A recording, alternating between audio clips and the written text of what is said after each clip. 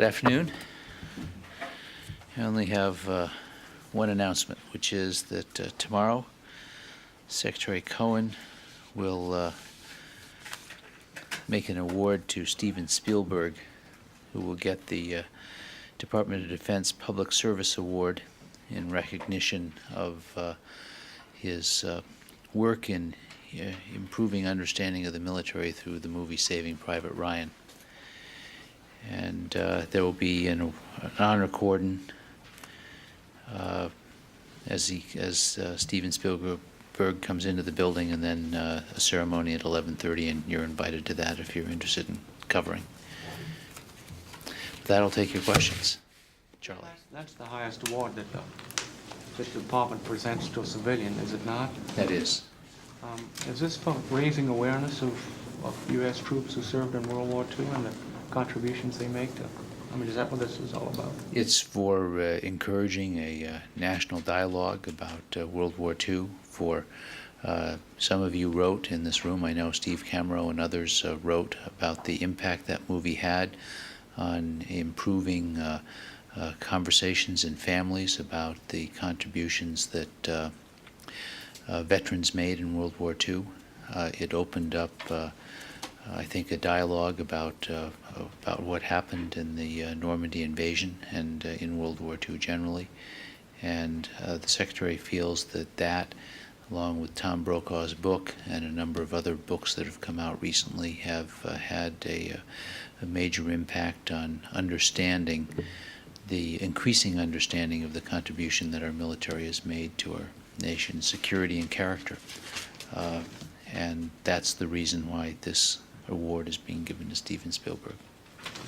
On a more immediate subject, is there an indication that North Korea planned missile launch is imminent, that it might do it quickly?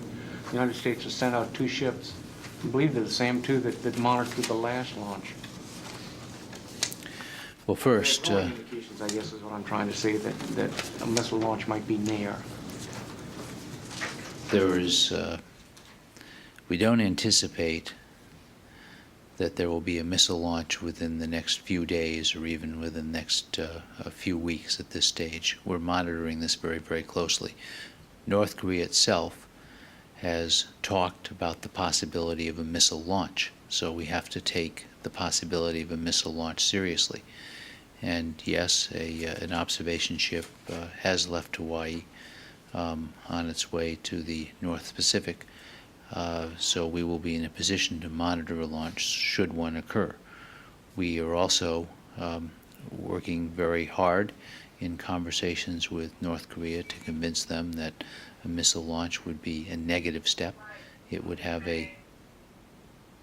Excuse me, could you shut that phone off, please? That it would have a negative impact on relations with us, relations with Japan, and also clearly relations with South Korea, and those talks are ongoing. What are some of the negative impacts? What's the range of options there? Well, I'm not going to get into the range of options. We have a wide range of options in our response to that, diplomatic options, economic options among them, and we've worked very hard to convince North Korea that it's in their interest and in the interest of regional stability not to carry out this missile test. And North Korea will end up making its own decision, obviously, and it will have to live with the consequences of that decision. But clearly, already the Japanese are expressing concern about a missile test, and they have begun to a collaboration with us on research into a ballistic missile defense system. We anticipate that we'll sign a memorandum of understanding sometime this month with Japan, outlining the procedures for collaborative research, and if Japan were to decide to go ahead with a ballistic missile defense system, for our cooperation during a research and development and deployment stage. Yes, Bill. You mentioned several indicators of a pending North Korean missile test. I take it from those indicators that the talks, the three, I think, sessions they had on the periphery with bilaterals, U.S. and Korea, did not convince the North Koreans not to test. Is that a correct or an accurate Maybe I missed something, but could you restate the indicators I mentioned? The indicators were the concern of Japan, the sending of the ships from Honolulu into the area, and the fact that there seems to be no positive indication about North Korean missile tests based on all those talks. Those are several indicators. Well, first, what I said was that North Korea itself has talked about the possibility of a missile test. This isn't a secret. They have talked about the possibility of a missile test. Second, Japan's concern is long-standing, particularly since last August 31st when North Korea launched a missile. And third, we obviously take responsible actions to position ourselves to monitor tests that countries suggest they may be about to conduct. Having said all that, I began my comments by saying that we don't expect anything to happen imminently. Right. But you are saying, though, if I hear you correctly, that there was no assurance that came across at the four-party talks or at other bilateral talks that said from the North Korean side that they were going to hold off on tests. Talks are continuing, and I don't think I want to predict the outcome of the talks as the efforts Just to continue. clarify, can you say, has there been any, you say that a missile launch is not imminent, has there been any assurance that there won't be while talks are continuing or anything along those lines? The talks are continuing, and I don't think any assurances have been given on either side at this stage. I want to clarify one thing. The observation ships left Japan, not Hawaii, recently. Yes. Jonathan Hunt, the Australian Broadcasting Corporation. Mr. Bacon, this morning James Rubin at State described as simply wrong. Australian newspaper reports today that the US has had high-level military discussions with Australian officials discussing the possibility of inserting up to 15,000 US troops into East Timor following the autonomy referendum on August the 30th. However, the Melbourne Age today reports in detail on a cable from senior Australian officials to the Australian Prime Minister and Foreign Minister following discussions on June the 21st in Hawaii with SINCPAC Admiral Blair, with Marine Generals Lubiti and Fulford, and with Okinawa Commander General Halston, in which precisely such plans were alleged to have been discussed and proposals put to Australia to help the insertion of 15,000 troops. Is the Pentagon denying that such discussions took place at all? The Pentagon is denying that report as complete bunkum. So there was no We do not cable have with plans. discussions? We do not have plans to send 15,000 Marines to East Timor. So you're denying that SINCPAC and other senior military generals in Hawaii had such discussions with Australian officials on June the 21st? I am denying that we have plans to send 15,000 Marines to East Timor. The Australian government has But this may have been discussed on the 21st of June. To the best of my knowledge, and I've checked into this, no such plan was discussed. So You're the saying 20 cable... Marines into East Timor or 15,000? There are 3 Marines in East Timor now as part of a UN, You plan to increase as that part number? of a much larger UN mission. And we do not have plans to send Marines to East Timor. The existence of this cable has been acknowledged by the Foreign Minister, Mr. Downer. The accounts I read had Mr. Downer completely denying this report. Well, not recently, so he's admitted Well, it in this the last 12 this hours. is what I read in the paper this morning. So can you confirm that there have been any discussions I've about- dismissed this report as bunkum. I agree totally with what Jamie Rubin said about this report. There is no truth to a report that we're planning to send large numbers of Marines to East Timor. I don't know how to be clearer about this than I've already been, nor do I believe Mr. Rubin can be clearer about it than he's already been. And no such contingency plans have been discussed? We have no contingency plans to send 15,000 Marines to East Or any Timor. other number of troops? We do have no contingency plans to send large numbers of Marines to East Timor. I just come back to North Korea for a Sure. second? You say that you have no reason to believe that there will be a missile test within the next few days or within the next few weeks. There were reports, I believe over the weekend, that some pipes had been laid to a potential launch site. There was, in fact, I think, a report also that fuel may have been delivered to the launch site. Any accuracy to those reports? Well, I can't comment on specific intelligence reports, but I stand with my earlier statement. What is it based on? Is there a missile at a site? Can you tell us? If I'm not going to get into the earlier reports, I'm not going to get into more detailed reports at this stage. Yes. A group of Iraqi astrologers asked Kofi Annan to please tell the United States not to bomb during the eclipse tomorrow because they're all going to be standing on Mount Saddam near Mosul, which is regularly getting attacked by our planes that have been Sirlik. Has this request been passed along to you from Annan, and has there been a response? Well, I'm not aware that that response has been passed along, but if the Iraqis don't want to be attacked, it's very easy for them to arrange that. They can simply not challenge Allied planes flying in patrol of the no-fly zones. And if they don't challenge the Allied planes will not respond.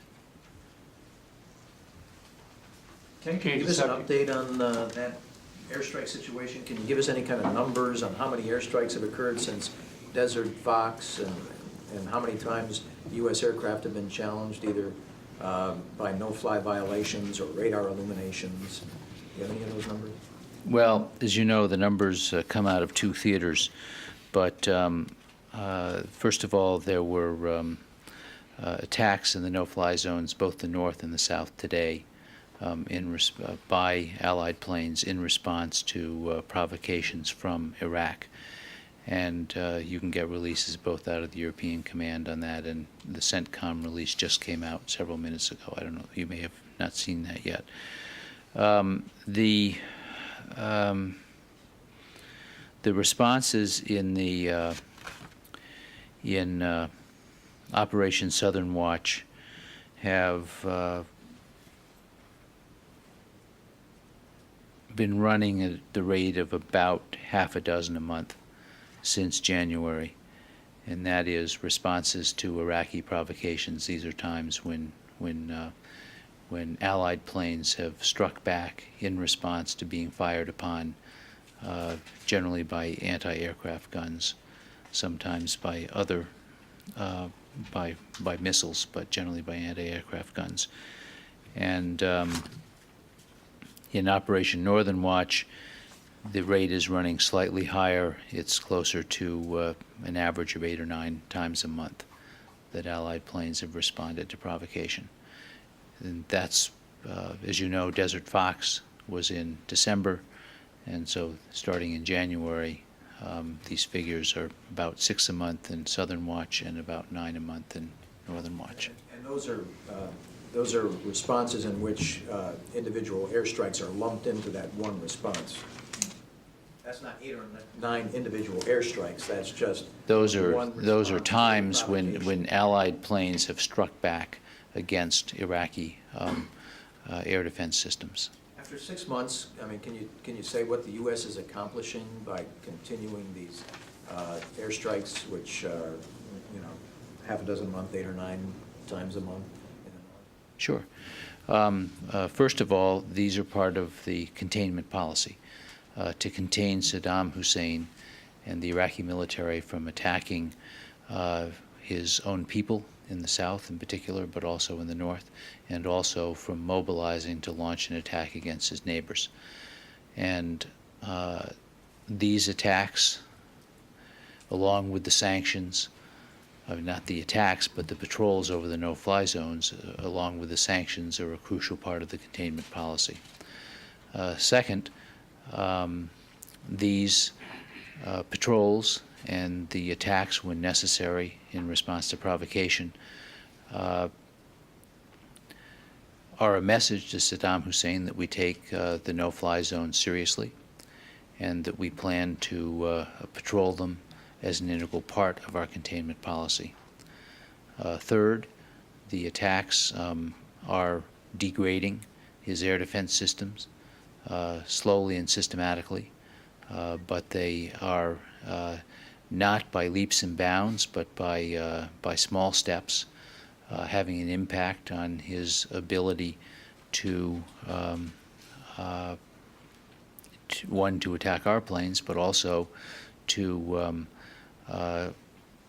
maintain a strong air defense system. His communications have been degraded somewhat, his ability to communicate among the elements of his air defense systems.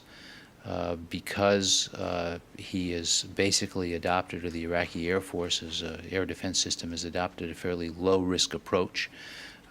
They have a high chance of failure approach. That is to say, they're not turning on their radars at all or for any length of time. A lot of what they're firing is being fired without radar guidance, and therefore has a small chance of success. In order to avoid strikes against his missile installations and radar installations, the Iraqi forces are moving their radars and missile installations quite frequently, which is wearing on his forces, wearing on his equipment, and generally makes them somewhat less effective because of the wear and tear they're subject to all the time. So I think when you add this up, the primary contribution that the patrols make is they support the containment policy by responding aggressively and quickly to challenges to the patrols. We are degrading his air defense system and also making it very clear that we take containment seriously.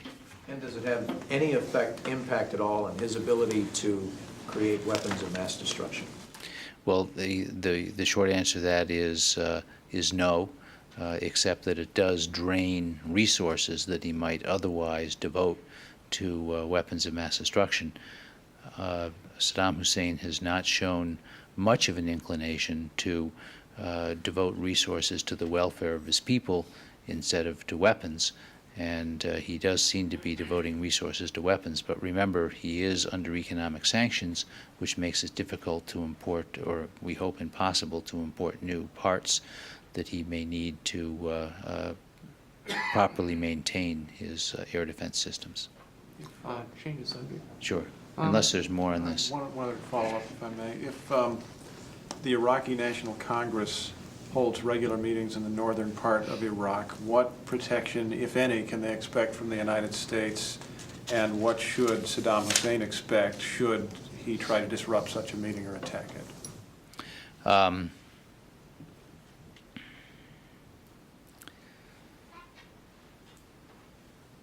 To the extent that our patrols in the northern no-fly zone prevent Saddam Hussein from moving military forces or equipment in the area, anybody meeting in northern Iraq would benefit from that.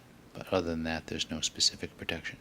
And movement of ground forces is not a violation, obviously, of the no-fly zone. I mean, Not in the north, no. In the south, there is a no-drive zone as well as a no-fly zone. Yes. Has the Pentagon ordered, or will it order, any additional alert here or at U.S. bases and embassies abroad ahead of the August 20th anniversary of the missile launches last year, the missile attacks on Afghanistan? There have been some warnings. We have not ordered any general alert, and I'll check to see if we have plans to do so, but generally force protection is the job of local commanders. They all receive extensive information about threat conditions, and it's their job to react appropriately to that information they receive. So I assume that all base commanders and local commanders will be on guard during that period, as they are always. But you don't plan any increase in DEFCON status here, for instance? What I said was I'm not aware of any, but I'll check. Yes, Jim. India shot down a Pakistani surveillance plane. Do you have any new information about the status of tensions between India and Pakistan? And also, does the United States plan on dispatching any new diplomatic initiatives, or any military-to-military contacts to try to get these two nations to be a little less belligerent? Well, first, I don't have any information to add about this event beyond what India and Pakistan have already released. Second, the U.S.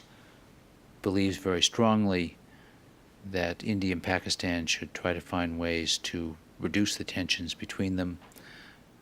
We have, in the past, sent emissaries to both India and Pakistan to make this point, and if we believe it would be useful, of course, we will do so in the future. Until this event took place, the most recent news was relatively encouraging in that they had moved away from the peak tensions in the Jammu and Kashmir area. So there had been a reduction of tensions. There have been some new high-level contacts over the last couple of months, which have been encouraging, and we hope that those will continue. But we also hope that both sides will try to respond as reasonably as possible and as calmly as possible to this latest incident, because we think it would be a shame for them to lose the momentum that seemed to have been building toward dealing with their problems. Thank you. Thank you. Can I ask one? Just one more.